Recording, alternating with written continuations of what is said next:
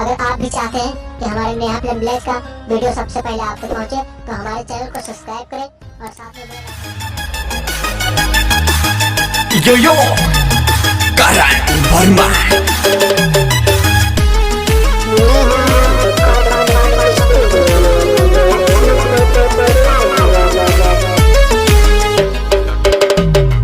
तेरी जवानी नियो मोरी रानी पानी में आग लगाएगी।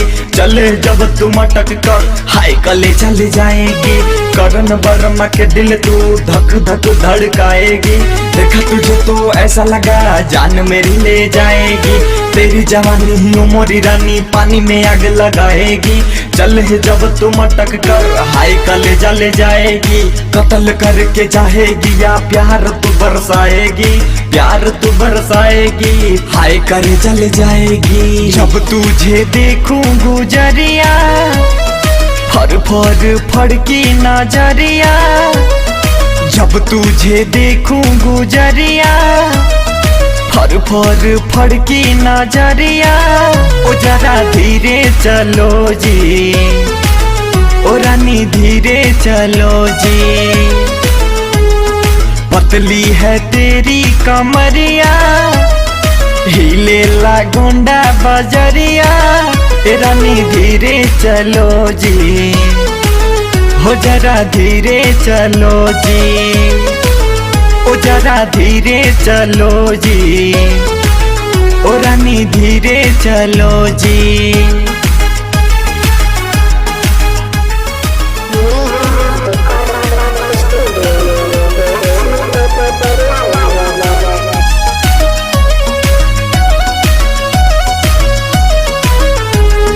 दहिया की फिगर नहीं ऐसे दिखाओ। जीने दो सबको ना पागल बनाओ।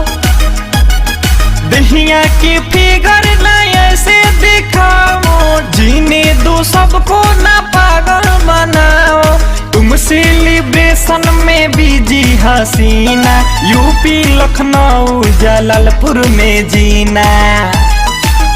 हिले टैटू कमर के कगरिया सटल पटना के ओपे नजरिया।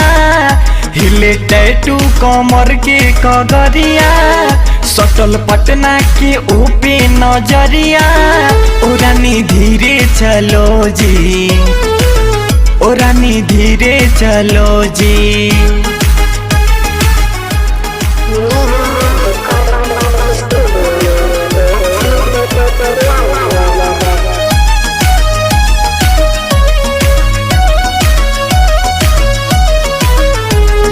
घूमने तू गोंडा में जब सुनो आई।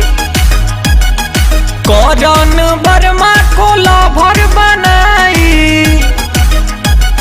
घूमने तू गोंडा में जब सुनो आई।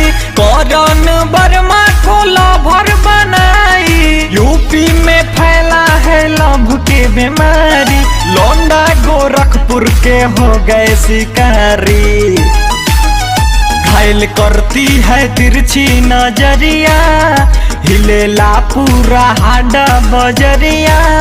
घायल करती है तिरछी नजरिया हिले ला पूरा हाडा बजरिया।